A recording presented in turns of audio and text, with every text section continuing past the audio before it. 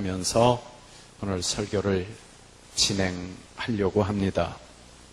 미국 극서쪽 지방을 방문하는 사람들은 아름다운 삼나무 숲을 만나게 된다고 합니다. 그런데 그곳을 방문하면 그 안내하는 식물학자들이 큰 나무의 절단한 부분을 보여준다고 합니다. 여러분, 나무의 밑둥을 자르면 거기에 뭐가 나타날 것 같습니까? 그렇죠. 나이테가 나타나는데 이 나이테가 규칙적으로 일정한 간격으로 되어 있는 것이 아니라 불규칙적으로 나이테가 형성되어 있다라고 합니다. 그러면서 그 사람들이 나이테를 보여주면서 이렇게 설명을 한다고 합니다. 여기에 나타난 이 나이테는 아주 가물었을 때 생긴 나이테입니다. 그리고 여기 이 태는 번개에 맞았을 때고 이것들은 정상적으로 성장한 표시입니다. 이 태는 숲속에 불이 나서 나무가 거의 죽게 되었을 때고 이쪽은 사나운 병충해와 질병이 유행했을 때입니다. 이 모든 것들이 나무의 심층부에 박혀 있고 나무의 성장 과정이 기록된 자서전으로 남아 있습니다. 어쩌면 우리 인생도 이와 매우 흡사하지 아니할까요? 겉으로는 아무런 표시가 잘 나지 않지만 우리의 내면에 들어가 보면 인생의 어려웠던 순간들의 상처들이, 흔적들이 사람의 내면 속에 그대로 기록되어져 있지 않을까요? 한 어린 소녀는 크리스마스 새벽에 선물을 기대하고 양말을 걸어 놓았다가 양말 속에 선물 대신에 아주 더러운 돌이 들어있는 것을 발견하게 됩니다. 그 소녀는 자기가 잘못한 것에 대한 벌로서 주어진 것이라고 생각합니다. 그 사건 때문에 이 소녀는 일생토록 올바른 대인 관계를 하지 못하고 죄책감 속에서 삶을 살게 되었다는 기록도 나타나 있습니다. 우리의 생각, 우리의 감정, 우리가 경험했던 사건들이 우리 내면에 다 기록이 되어져 있다는 말입니다. 겉으로는 아무렇지 않은 것 같은데 내면에 들어가 보면 수많은 사건들이 나이테의 모습을 변형시켰던 것처럼 우리의 삶을 이렇게 저렇게 영향을 끼치고 있다는 사실입니다. 그런데 이런 상처난 감정의 가장 공통된 감정은 자신의 가치를 인정하지 못한다는 겁니다. 이것을 또 다른 말로 말하면 상처를 입은 수많은 사람들의 공통적인 특징은 열등감 속에 시달린다는 사실입니다. 나는 어떤 것도 잘 해낼 수가 없다. 그리고 어떤 사람도 나를 진심으로 사랑해 주지 않는다라고 하는 생각을 한다고 합니다. 이런 사람들이 그리스도를 영접하게 되면 믿음도 건강한 믿음을 갖게 되기보다는 일그러진 믿음을 갖게 된다고 하는 기록을 하고 있습니다. 어떤 사람들은 완전주의 컴플렉스에 빠져 있습니다. 이런 사람들은 나는 절대로 어떤 것을 만족할 만큼 잘하지 못한다는 생각을 합니다. 그래서 나는 다른 사람의 기쁨을 줄 수 없는 사람이고, 나아가서는 하나님도 내가 기쁘게 해드릴 수 없다는 사고 속에 빠지게 됩니다. 이런 종류의 사람은 항상 애쓰고 항상 노력하지만 죄책감 속에서 일생을 살아갈 수밖에 없습니다. 이런 사람이 그리스도인이 되면 그가 생각하는 하나님은 늘 자기보다 높은 곳에서 자기에게 부족하다고, 자기에게 더 무언가를 해야 된다고 강요하는 하나님으로 인식하게 된다는 사실입니다. 그러면서 이 교수님이 쓴 책 가운데 구체적으로 한 사례를 들어서 설명하고 있습니다. 그 사례를 제가 여러분에게 소개해 드리는 것이 유익하리라고 생각합니다. 빌이라고 하는 사람의 경우인데, 이 빌은 성장해 가면서 자기의 부모님에게 기쁨을 드리고 싶었습니다.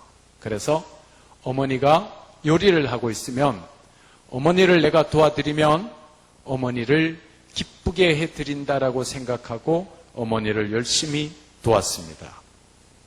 그랬더니 어머니가 칭찬을 하기는커녕 빌, 칼을 잘못 놓았지 않니? 그래서 칼을 제자리에 갖다 놓습니다. 그러면 어머니는 포크가 제대로 놓여 있지 않네? 라고 또 잘못을 지적합니다. 그리고 나면 샐러드 접시를 잘못 놓았다는 둥 빌은 결코 어머니를 기쁘게 할 수가 없었습니다. 아무리 어머니를 만족시켜 드리려고 해도 어머니는 빌의 잘못된 부분을 찾아서 지적할 뿐이었습니다. 그런가 하면 이 빌은 아버지에게도 그런 영향을 받았습니다. B 학점과 C 학점이 섞여진 성적표를 가지고 집으로 돌아왔습니다.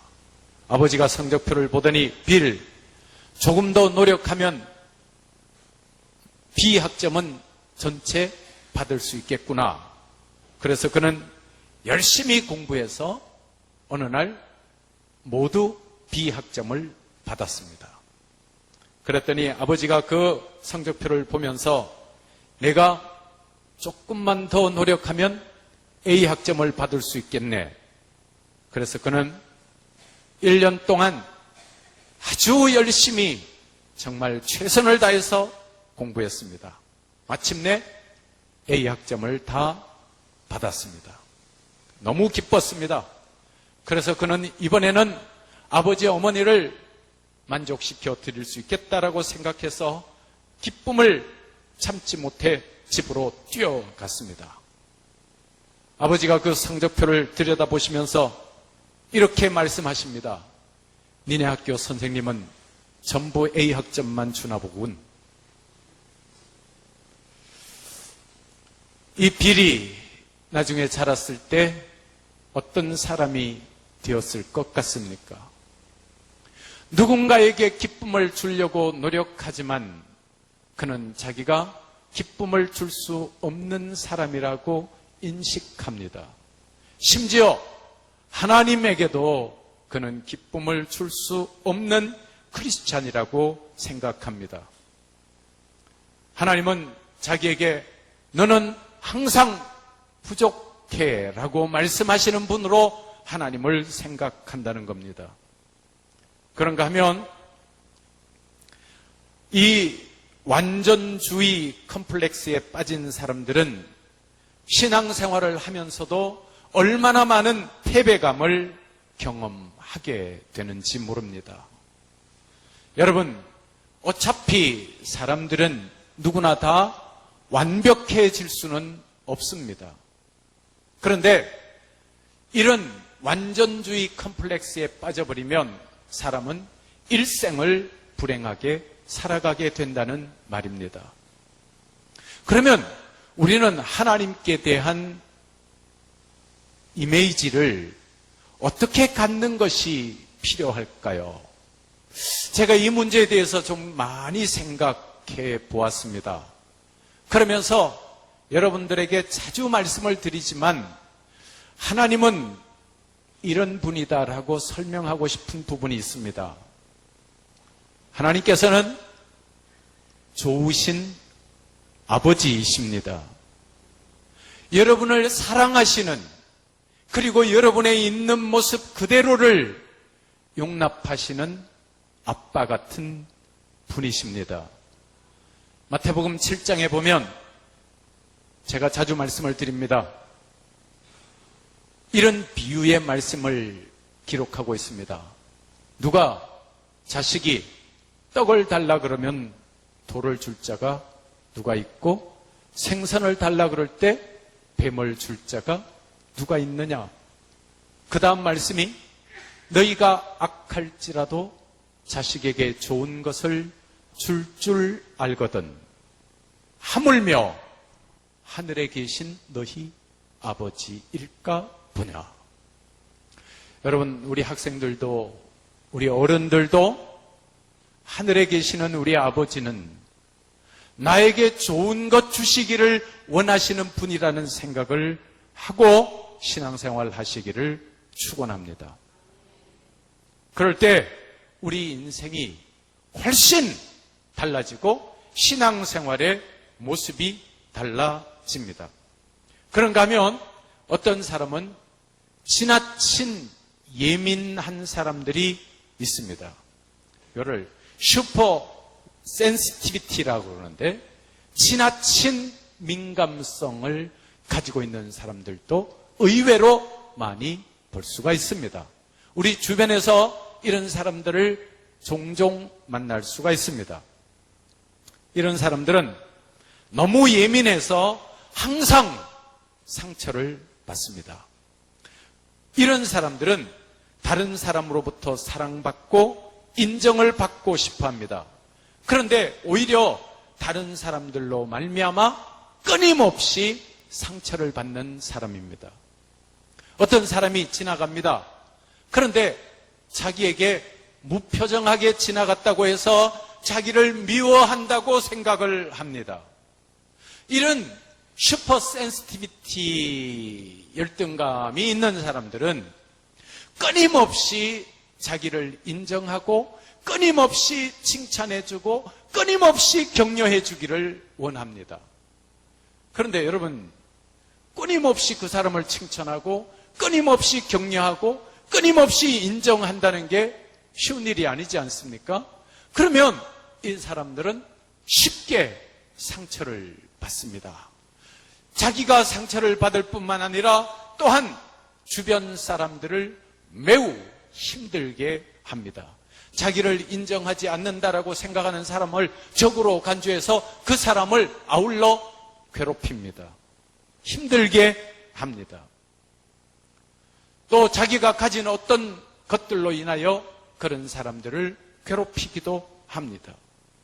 그런가 하면 또 한편으로는 두려움 가운데 일생을 살아가는 사람들도 매우 많습니다. 이런 사람들은 인생의 실패를 몹시 두려워합니다. 그래서 어떤 일을 도전하기보다는 핑계거리를 찾습니다.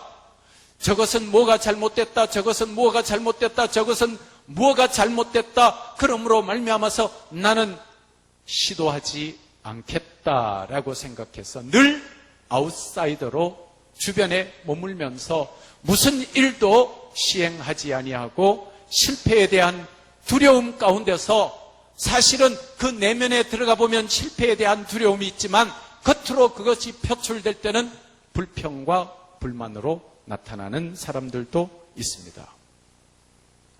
여러분, 사람들은 저마다 세월의 흐름 속에서 아픔이 있고 상처가 있습니다.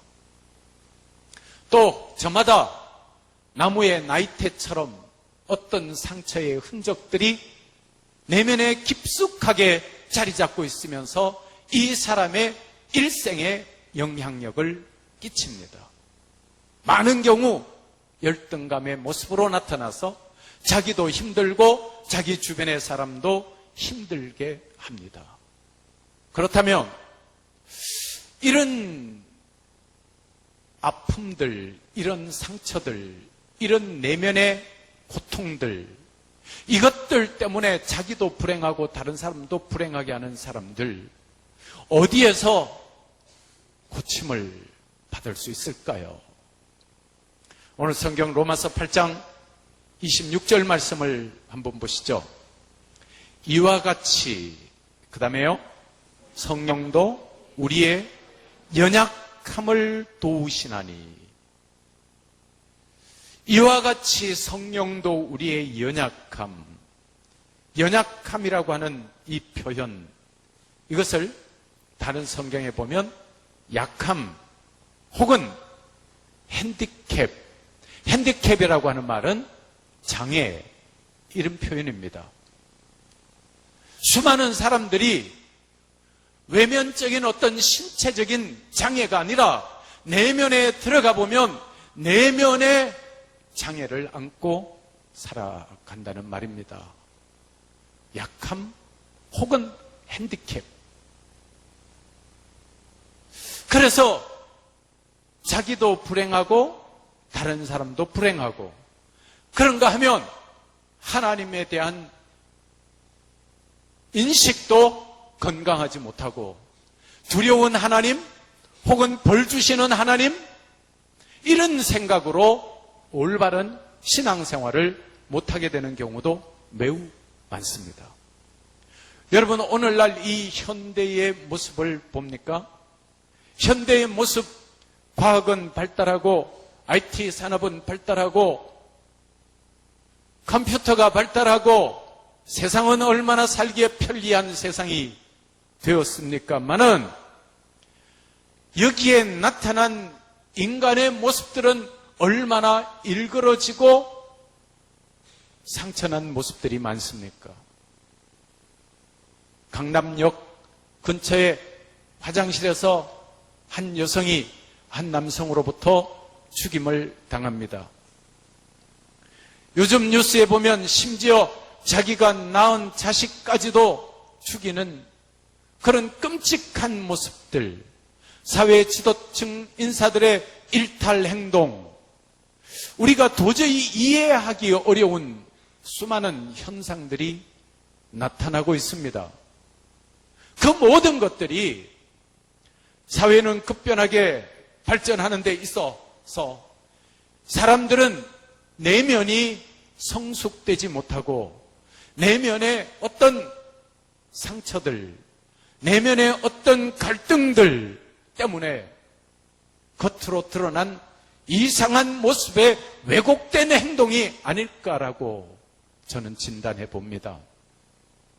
그러면서 로마서 8장 26절의 말씀을 읽으면서 이와 같이 성령도 우리의 연약함을 돕는다라고 하는 표현이 있습니다. 성령이 우리의 연약함을 돕는다. 성령이 우리의 약함을 돕는다. 성령이 우리의 핸디캡을 돕는다. 마치 일그러진 부분, 삐뚤어진 부분, 장애인처럼 이렇게 왜곡되어진 모습, 겉으로는 괜찮아요. 그런데 내면이 핸디캡이 있어요. 여러분, 우리 장애우들은 외형적인 어떤 모습이 결핍되어 있고 우리와 똑같은 형제 자매들입니다. 그들에 대한 편견, 그들에 대한 어떤 잘못된 감정을 가지는 것은 안 됩니다. 그런데 문제가, 진짜 심각한 문제는 내면의 어떤 상처들이요, 내면의 어떤 일그러진 부분입니다. 그 사람이 가는 곳곳마다 본인도 힘들고 다른 사람도 힘들고, 그러면 그렇게 힘들면서 우리가 행복을 누릴 수 있겠느냐? 결코 누릴 수가 없습니다. 그러면 어떻게 해야 될 것이냐? 성령도 우리의 연약함을 돕는다. 근데 이 돕는다라고 하는 이 헬라어는 무슨 의미가 있느냐? 그러면 우리를 붙들어 준다라고 하는 의미가 있고 또한 의학적인 용어가 된다는 거예요. 치료해 준다는 거예요. 그래서 제가 이 성경을 읽으면서 여러분은 내면 속에 보이지 않는, 겉으로는 드러나지 않는 여러분 내면에 잘못되어진 상처, 잘못되어진 아픔, 잘못되어진 흔적, 이런 것들을 성령 하나님께서 치료해 주십니다. 아멘. 그렇다면 여러분이, 그런데 성령 하나님께서 어떤 사람이든 다 치유해 주시는 것은 아닙니다. 예수님께서 38년 된 병자에게 먼저 확인이 있습니다. 내가 낫고자 하느냐라고 물으셨습니다. 여러분들이 하나님이여, 내 내면에 이런 아픔들이 있습니다. 내 내면에 어떤 이런 상처들이 있습니다. 자라나면서부터 부모로부터 받았던 상처. 어떤 사람은 자기 오빠를 원수로 생각하고 살아가는 여자분이 있었습니다. 아니, 남매가 참 사랑하고 살면 참 좋을 텐데 오빠를 아주 원수처럼 생각합니다. 그래서 그 사람에 대한 심층 면접을 통해서 그 사람을 추적해 보았더니 예전에, 요즘은 그렇지 않습니다만은 예전에는 아들을 선호하는 사상이 아주 강했죠. 그런데 오빠는 아들이고 이 동생은 딸입니다. 그래서 오빠에게는 늘 좋은 것을 줍니다. 음식도 맛있는 거 주고. 어렸을 때 좀 그런 거 있죠. 우리 할아버지 할머니 때는 그런 게 좀 심했어요. 그렇죠? 근데 옷도 오빠에게는 항상 새 옷 사주고, 딸인데도 오빠가 입던 헌옷을 딸에게 입힙니다. 그러니까 이 딸이 아주 상처가 심했습니다. 그래서 오빠 때문에 내가 새 옷도 못 입고, 오빠 때문에 만난 것도 못 먹고 하는 피해의식이 깊이 물들어 있었습니다. 그게 이 겉으로는 몰랐습니다. 본인도 몰랐습니다. 그런데 오빠만 보면 미운 거예요. 그래서 오빠가 잘못되어야 이 자기 마음속이 기쁘고, 그래서 이 모든 것들이 이게 내가 잘못되었구나 라고 하는 것을 하나님 앞에서 깨닫습니다. 하나님이요, 제가 오빠를 미워하는 이 마음이 치유받기를 원합니다. 하나님 앞에 내어놓을 때 치유가 시작이 됩니다. 그리고 이 상처들에 대한 회복, 이것이 치유되는 것은 어떤 과정을 통해서 일어나는가 하면, 내면에 분노와 함께 용서하지 못하는 것에 대해서 이 상처가 깊어진다는 겁니다. 가까운 부모일 수도 있고 친척일 수도 있습니다. 또 가장 가까운 가족일 수도 있고 친구일 수도 있습니다. 어렸을 때 당했던 어떤 박해, 어렸을 때 받았던 어떤 상처들이 그 사람의 일생의 삶을 불행하게 만들어 버립니다. 그런데 이 심리학자들이 공통적으로 원인을 진단하고 나서 치유책 가운데 하나가 용서를 듭니다. 더구나 우리 그리스도인들은 여러분 우리가 생각해야 될 것이 있습니다. 우리는 하나님 앞에서 용서받은 죄인들입니다. 하나님이 우리를 만약에 용서하지 않았으면 우리는 설 수가 없는 사람들이죠. 근데 하나님께서 저와 여러분을 끊임없이 용서했습니다. 여러분, 아버지는 자식의 죄를 끝없이 용서하는 분이십니다. 그렇게 믿습니까? 그러면 내가 너희를 용서한 것 같이, 내가 너희를 사랑한 것 같이 너희도 서로 사랑하라. 이 말 속에는 내가 너희를 용서한 것처럼, 예수님께서 그런 말씀하시죠? 수없이 많은 부채를 지닌 사람을 용서해 주었습니다. 그 사람이 나가서 자기에게 조그만한 빚진 사람을 잡아서 감옥에 가두어 버립니다. 내가 너에게 많은 빚을 탕감하여 주지 않았느냐? 그러면 너도 다른 사람의 그 빚을 탕감해 주는 것이 당연하다라고 말씀합니다. 저와 여러분이 이 세상을 살아가면서 꼭 기억해야 될 것이 용서입니다. 내 마음속에 내면에 자리 잡고 있는 일그러진 나를 치유할 수 있는 이 능력은 어디에서 나오느냐 그러면 용서 속에서 나옵니다. 사랑하는 성도 여러분, 여러분은 행복한 교회에서 살고 있습니다. 우리가 행복하게 살기 위해서 반드시 해야 될 일은 나는 하나님으로부터 이루 말할 수 없는 많은 것들을 용서함 받은 사람이다. 그러면 우리가 당연히 해야 될 것이 뭘 해야 될까요? 용서를 해야 됩니다. 그런데 저는 용서에 대해서 다른 사람을 용서하기에 앞서서 자기 스스로를 용서하는 법을 배우시기를 먼저 말씀드립니다.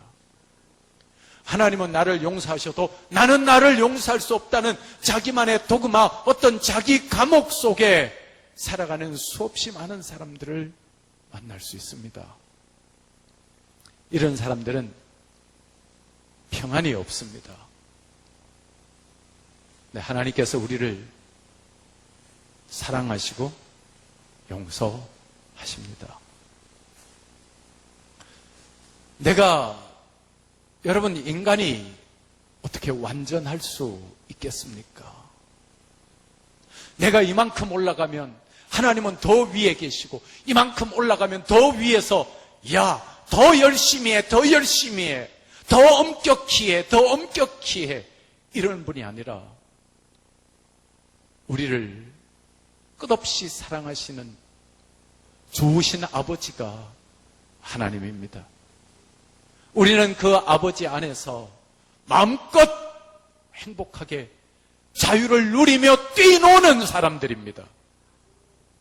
여러분의 일생이 어떤 죄책감 속에서 두려움 가운데서 일생을 어떤 노예처럼 살아가는 사람들이 아니라 나를 사랑하시는 하나님의 품 안에서 때로는 힘들고 지칠 때 그 아버지의 품 안에서 힘을 얻고, 때로는 실패하고 좌절했을 때 다시 일어서라는 음성을 듣는 여러분들이 되시기를 축원합니다. 그 하나님은 우리를 끝없이 사랑하는 분이고 우리를 끝없이 용서하시는 분입니다. 그런데 제가 이런 말씀을 드리면 어떤 분이 그래요. 아니 목사님, 내가 나를 용서가 안 되는데 어떻게 하나님이 나를 용서하십니까? 하나님은 예수 그리스도 안에서 저와 여러분의 죄값을 찾으셨습니다. 엔토 크리스토스, 그리스도 예수 안에서 우리는 용서받은 사람들입니다. 그리고 하나님의 아들, 딸로서 당당하게 살아가는 사람들입니다. 할렐루야. 내가 먼저 나를 용서합시다. 제가 부흥회 가서 이제 몇 번 시도한 시도가 있습니다. 다른 사람을 안아주기에 앞서서 자기를 안아주라고 시켜보았습니다. 자기가 자기를 안는 거예요. 그리고 자기 이름을 부르면서 누구야? 너 지금까지 살아오느라고 너무 고생 많았다. 때로는 힘들고 때로는 정말 도저히 일어날 수 없을 것 같은 상황 속에서도 너 참창하게 잘 일어났다. 잘 살았다. 때로는 넘어지기도 했지만 그래도 너희만큼 잘 살았다. 너를 사랑한다 하고 자신을 안아주라고 시켰습니다. 수많은 사람들이 시간이 흘러가면서 처음에는 조금 어색했지만 시간이 지나면서 눈물을 흘리기 시작합니다. 여러분 그렇지 않습니까? 이 세상을 산다는 것 자체가 힘들지 않습니까? 여러분이 이만큼 살아오신 것만 해도 참 잘 살았습니다. 성령도 우리의 연약함을 붙들어 주신다, 도와주신다. 도와주신다는 말은 붙잡아 주신다는 말이에요. 서스테인, 지탱하도록 해주신다. 치유하도록 해주신다. 성령님께서는 저와 여러분이 잘 살아갈 수 있도록 붙잡아 주시는 분이고 저와 여러분의 상처를 치유해 주시는 분입니다. 하나님이 우리를 붙잡아 주시고 우리를 치유해 주십니다. 그리고 우리는 하나님의 자녀들입니다. 때로는 실패했고 어떤 사람은 자기의 친한 친구가 도장을 찍어달라고 부탁을 합니다. 친한 친구의 부탁이어서 인감증명을 떼주고 도장을 찍어줬습니다. 그 도장을 찍어준 것 때문에 자기의 모든 재산을 다 잃어버렸습니다. 소위 말하는 알거지가 되어버렸습니다. 그 배신감, 그 분노, 그 후회 얼마나 컸겠습니까? 그것 때문에 마음속에 용서가 되지 않습니다. 후회가 됩니다. 분노가 일어납니다. 그럼 점점 그렇게 되면 몸도 마음도 영혼도 함께 병들어서 죽어버립니다. 여러분, 과거의 어떤 실수 때문에 후회하고 또 미움과 증오 속에 빠진 분들이 있다면 오늘 이 순간 성령께서 여러분을 치유해 주시는 것을 체험하시기를 바랍니다. 여러분 내면의 문제를 하나님 앞에 내어놓을 때 하나님께서 성령께서 여러분의 연약함을 여러분의 일그러진 부분을 여러분의 문제가 생긴 부분을 붙잡아 주시고 회복시켜 주십니다. 이 하나님 안에서 다시 일어서는 여러분들이 되시기를 바랍니다. 그래서 다시 두 발로 일어서라고 말씀하시는 하나님의 음성을 듣고 당당하게 세상을 승리하는 저와 여러분들이 되실 수 있기를 축원합니다.